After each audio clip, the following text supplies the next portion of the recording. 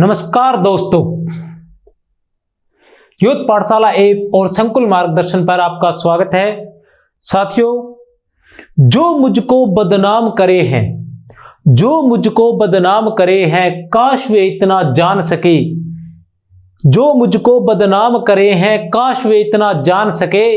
अपना पर्दा खोले है या मेरा पर्दा खोले है। ये पंक्तियां हैं फिराक गोरखपुरी की। तो आज हम हिंदी साहित्य के इतिहास के अंतर्गत एक विशेष कवि, जिनकी हिंदी साहित्य के इतिहास में एक अलग पहचान है, फिराक गोरखपुरी। इस प्रकार के रचनाकार हिंदी साहित्य के इतिहास में बहुत कम मिलते हैं हमें।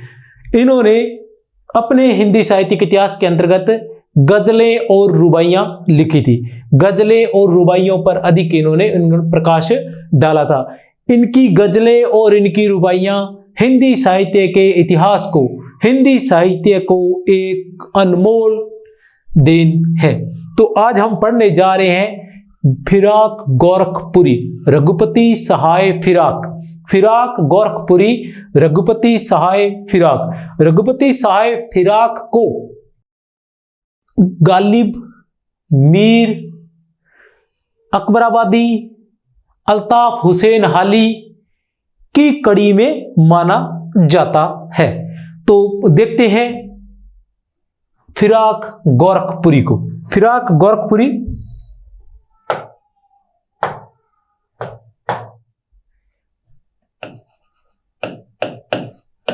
फिराक गोरखपुरी,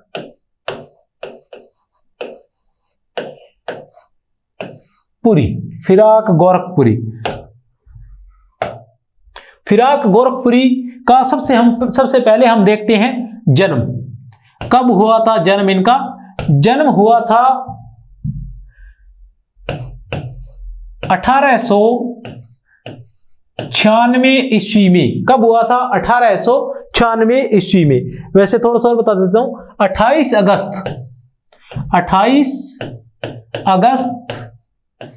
1896 ईस्वी में। कब हुआ था जन्म? 28 अगस्त 1896 ईस्वी में। स्थान कहां हुआ था? जैसा कि नाम है फिराक गोरखपुरी, तो कहां हुआ जन्म? गोरखपुर। कहां हुआ था जन्म? गोरखपुर, उत्तर प्रदेश। कहां हुआ था जन्म? गोरखपुर, उत्तर प्रदेश में।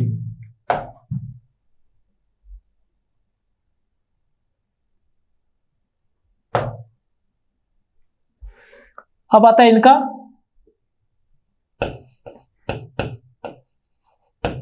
निधन। कब हुआ था निधन इनका? 1983 ईस्वी में। कब हुआ था निधन? 1983 ईस्वी में। निधन स्थान कहां हुआ था निधन इनका? नई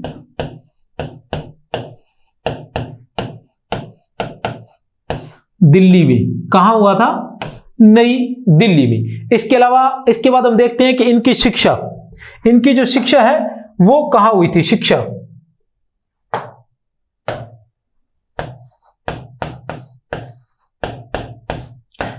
जो है इनकी अरबी,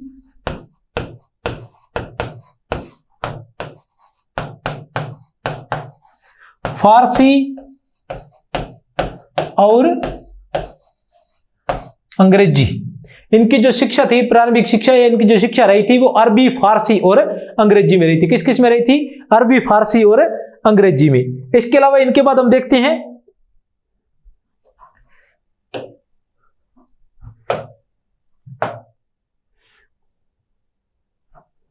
1917 ईस्वी में इनके जीवन की प्रमुख बातों में क्या आता है कि इनकी जो शिक्षा थी वो अरबी, फारसी, अंग्रेजी में हुई थी। इसके अलावा 1917 ईस्वी में इनका डिप्टी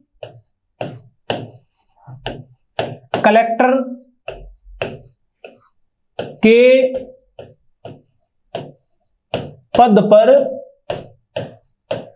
चयन 1917 ईस्वी में डिप्टी कलेक्टर के पद पर इनका चयन हुआ था। उसके बाद हम देखते हैं 1918 ईस्वी में, 1917 ईस्वी में इनका डिप्टी कलेक्टर के पद पर चयन होता है और 1918 ईस्वी में स्वतंत्रता संग्राम में भाग लेने के लिए। आप देख सकते हैं कि हिंदी साहित्यकारों का कितना योगदान रहा था स्वतंत्रता संग्राम में। उन्होंने अपने बड़े बड़े पद त्याग दिए थे, यहां तक कि साहित्यकारों के रोजी रोटी तक के लाले पड़ गए थे, लेकिन उन्होंने कभी भी पैर पीछे नहीं उठाया था। उन्होंने अलग अलग नामों से अपनी रचनाएं लिखते रहे थे, जिसके अंदर जैसे प्रेमचंद जी है जो पहले धनपत राय नाम से लिखते थे, फिर प्रेमचंद नाम से लिखने लग गए थे। उसके अलावा जैसे जो अज्ञ है वो भी अज्ञ के नाम से, सच्चिदानंद हीरानंद अलग अलग नामों से, सच्चिदानंद हीरानंद वात्स्ययन अज्ञ थे जो अज्ञ के नाम से, और पूरे नाम सच्चिदानंद हीरानंद के नाम से, इस तरह से अलग अलग नामों से वो भी लिखते रहे थे। तो ये स्वतंत्रता संग्राम में भाग लेने के कारण या स्वतंत्रता संग्राम में अपना योगदान देने के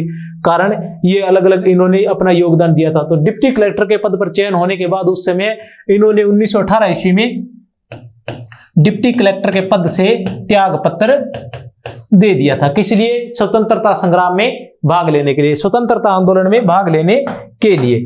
फिर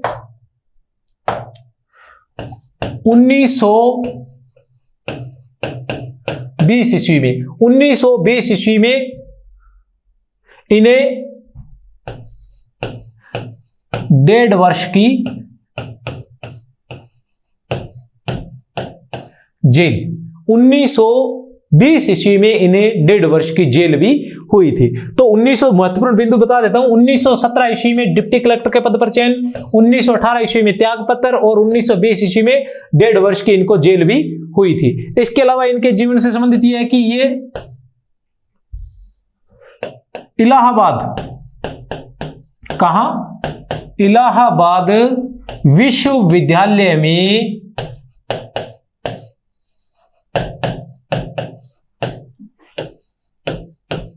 अंग्रेजी के प्राध्यापक भी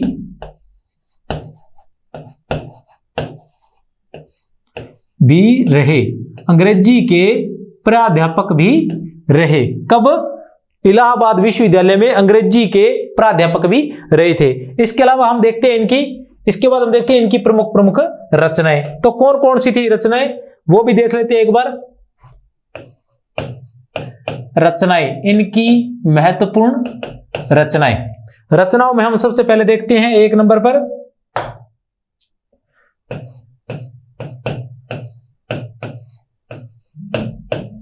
गुले नगमा। दूसरी इनकी रचना मानी जाती है बज्मे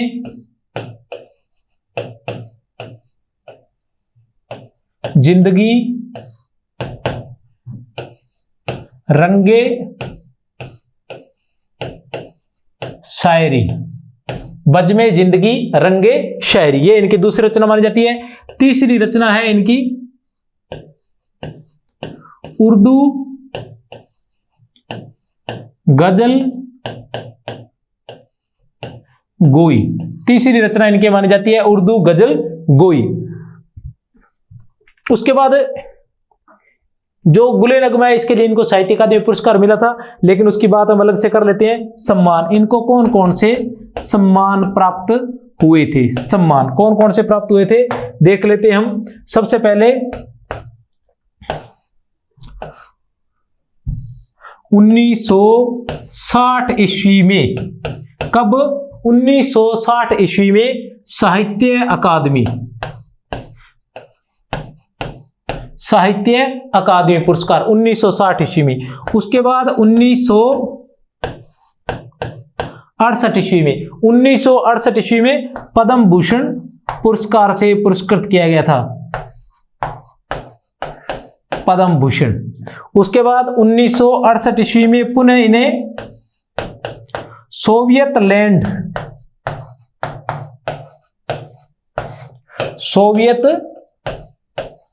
लैंड नेहरू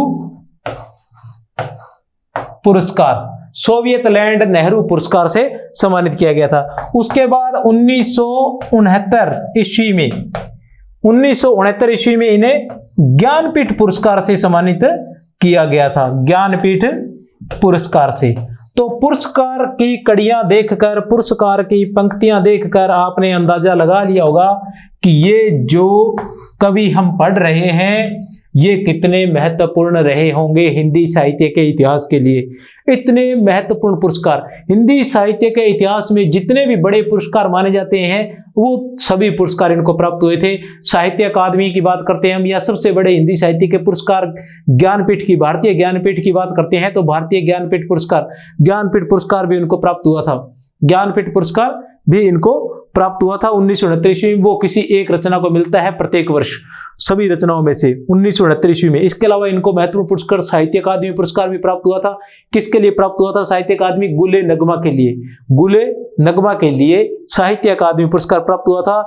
और इसके अलावा इन्हें सोवियत लैंड नेहरू पुरस्कार भी प्राप्त हुआ था। तो कहने का तात्पर्य यह है कि जितने भी महत्वपूर्ण पुरस्कार है वो फिराक गोरखपुरी को मिले थे। और फिराक गोरखपुरी ने रुबाइयां लिखी थी, रुबाइयां और गजलें लिखी थी। तो इसी कड़ी में हम देखते हैं आगे इनके बारे में।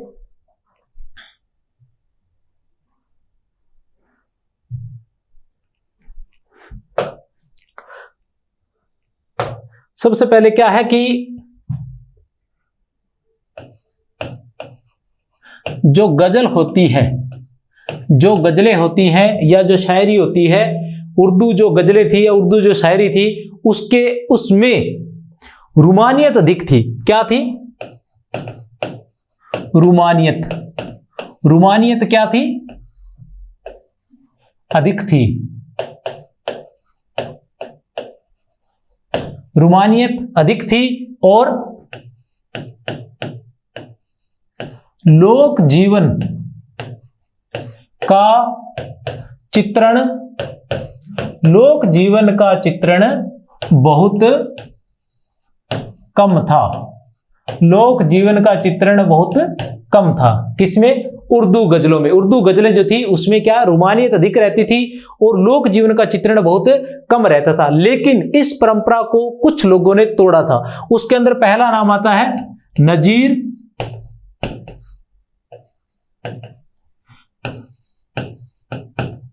अकबराबादी।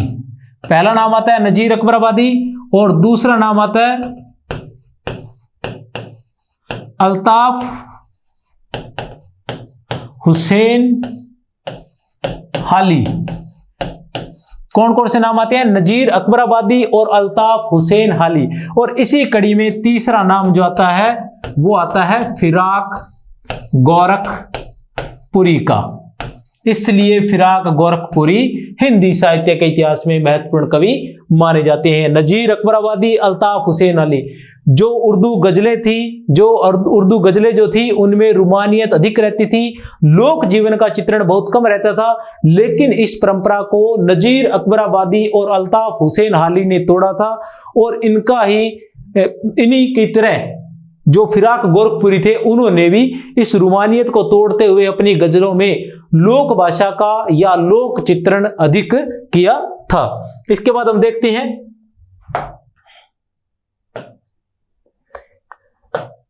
यह तो थी एक बात। दूसरी बात में हम आते हैं कि जो फिराक गोरखपुरी है इन्होंने मीर और गालिब की तरह किसका प्रयोग किया था? संवाद शैली का। हमें ध्यान रखना है किसका प्रयोग किया था? मीर और गालिब की तरह संवाद शैली का प्रयोग किया था। जिस प्रकार मीर और गालिब अपनी जो गजलें थी उनमें संवाद शैली का प्रयोग करते थे, तो फिराक गोरखपुरी ने भी अपनी रचनाओं में या अपनी गजलों में संवाद शैली का प्रयोग किया है। यह थी एक बात और यह आ गई दूसरी बात। अब आती है तीसरी बात।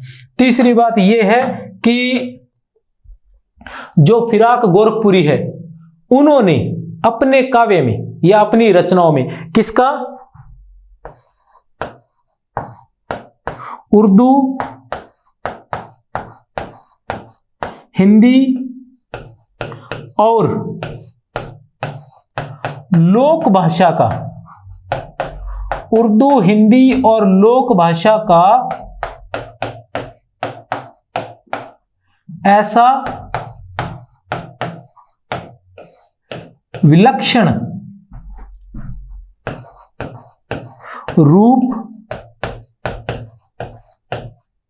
प्रस्तुत किया है जिसे महात्मा गांधी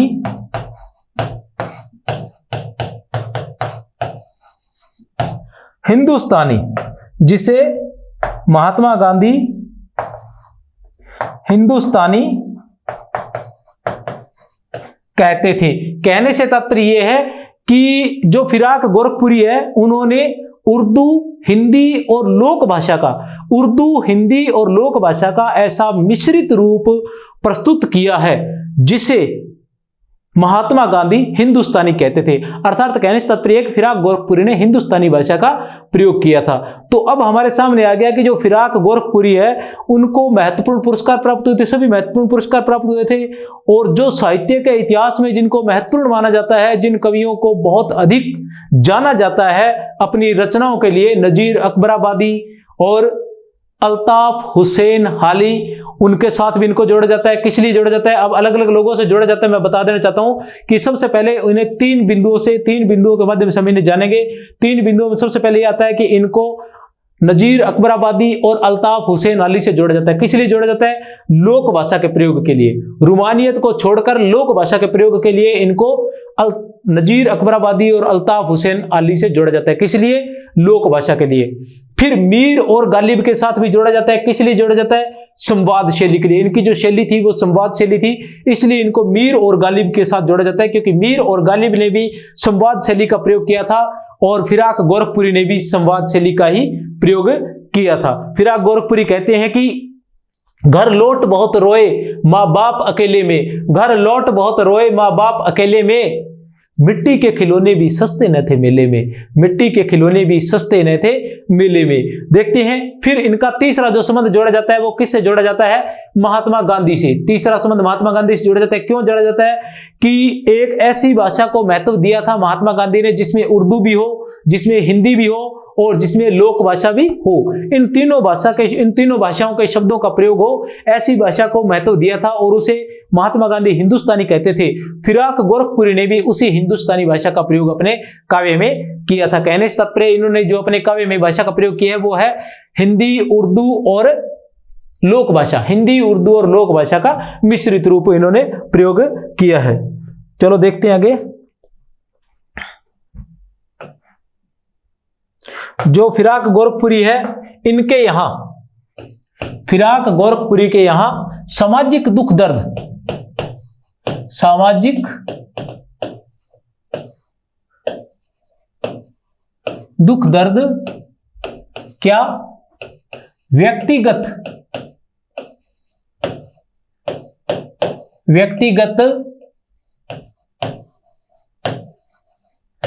अनुभूति बनकर उभरा है।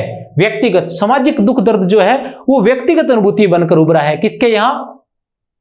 फिराक गोरखपुरी के यहां। फिराक गोरखपुरी के यहां जो सामाजिक दुख दर्द है वो व्यक्तिगत अनुभूति बनकर उभरा है। उसके अलावा फिराक गोरखपुरी क्या कहते हैं? बहुत ही महत्वपूर्ण कथन है, याद रखने योग्य है, परीक्षा में आने लायक भी है कि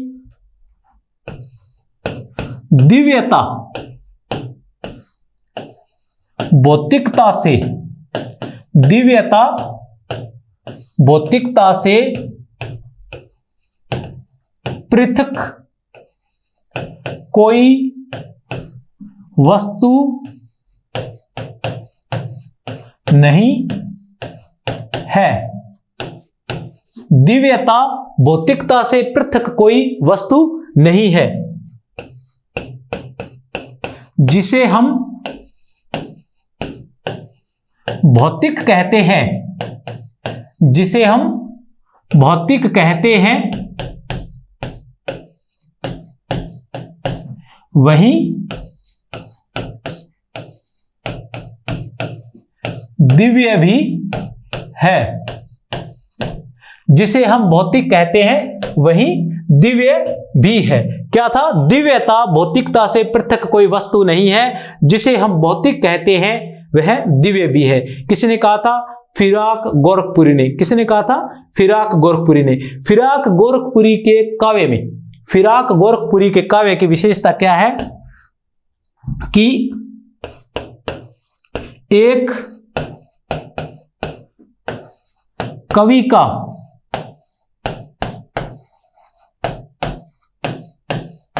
दर्द भी है, एक कवि का दर्द भी है,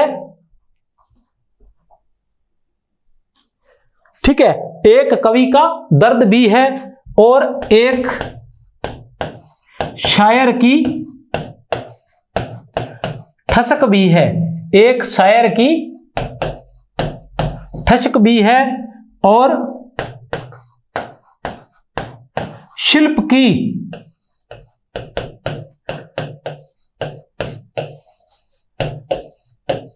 ऊंचाई भी है। फिराक गोरखपुरी के बारे में कहा जाता है कि इनके काव्य में एक कवि की या एक कवि का दर्द भी है। इनके काव्य में एक कवि का दर्द भी है और शायरी की ठसक भी है। जो शायर या शायरी में जो ठसक होती है वो भी है और इसके अलावा शिल्प की जो ऊंचाइयां हैं, शिल्प जो है उनका वो भी बेमिसाल है। ठीक है, उसके बाद क्या आता है देखते हैं आगे फिराक गोरखपुरी के बारे में। इन्होंने अपने काव्य में अधिकतर किसका प्रयोग किया है? गजलों और रुबाइयों का।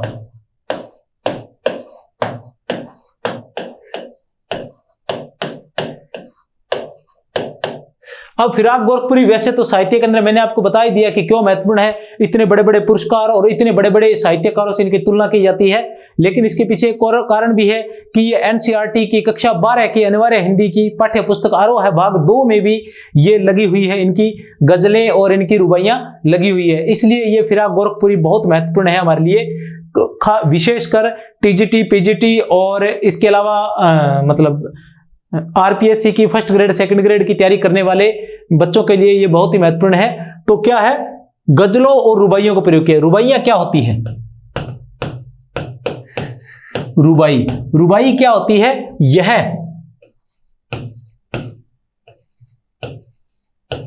उर्दू या फारसी का एक छंद है। रुबाई क्या है? उर्दू या फारसी का एक छंद है या लेखन शैली है। इसे हम लेखन शैली भी बोल सकते हैं कि यह लिखने का एक तरीका है। ठीक है, यह उर्दू या फारसी का एक छंद है या एक प्रकार की लेखन शैली है। इसमें क्या होता है? प्रथम, द्वितीय और चतुर्थ पंक्ति में, प्रथम, द्वितीय और चतुर्थ पंक्ति में क्या रहती है? काफिया या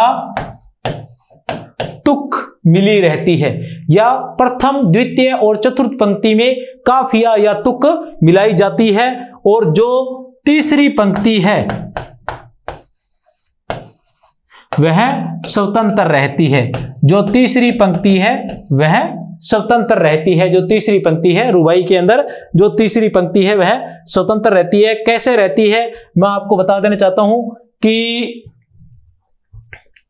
जैसे जो दो पंक्तियां हैं, दो पहली पंक्ति के अंदर जैसे मात्रा, जैसे कि हम अनुप्रास में मानते हैं, जैसे पहली पंक्ति है उसके अंदर तुक मिलेगी, जो दूसरी पंक्ति है उसमें भी तुक मिलेगी, जो तीसरी पंक्ति है वो स्वतंत्र रहेगी, वो पहली दूसरी पंक्ति की तरह उसी स्वर पर या उसी शब्द पर खत्म नहीं होगी। कहने से तात्पर्य है कि पहली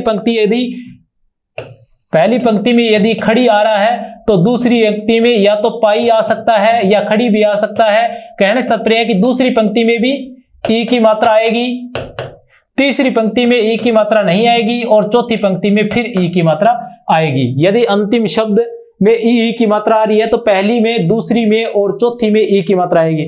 इसके अलावा जो भी शब्द भी से वर्ण भी आएगा तो भी वो एक समान आएगा और अन्य कोई मात्रा भी आएगी तो वो एक समान आएगी। किसमें? पहली, दूसरी और चौथी पंक्ति में, तीसरी जो पंक्ति है वो स्वतंत्र रहेगी, पूरी तरह से स्वतंत्र रहेगी। तो ये थे हमारे फिराक गोरखपुरी। फिराक गोरखपुरी, फिराक गोरखपुरी हिंदी साहित्यिक इतिहास के महत्वपूर्ण कवि है। एक बार फिर से बता देता हूं, फिराक गोरखपुरी का जन्म 1917 फिराक गोरखपुरी का जन्म 1896 ईस्वी में हुआ था, गोरखपुर में हुआ था, इसे भूल न जाए। और रघुपति इनका जो मूल नाम था वो क्या था?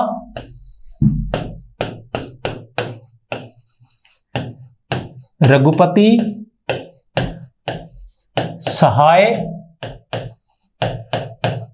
फिराक। रघुपति सहाय फिराक, क्या नाम था इनका मूल नाम?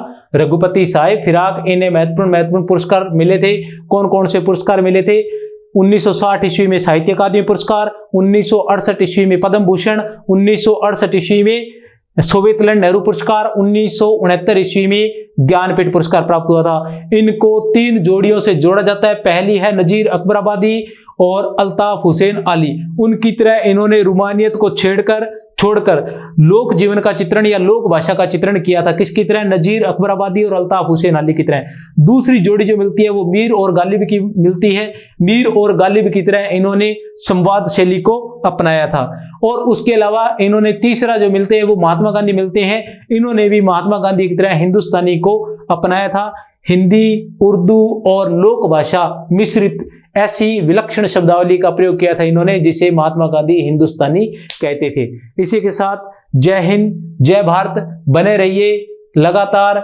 और आगे भी साहित्यकारों की कड़ी में नए साहित्यकारों का परिचय लेकर, जीवन परिचय लेकर उपस्थित होता रहूंगा।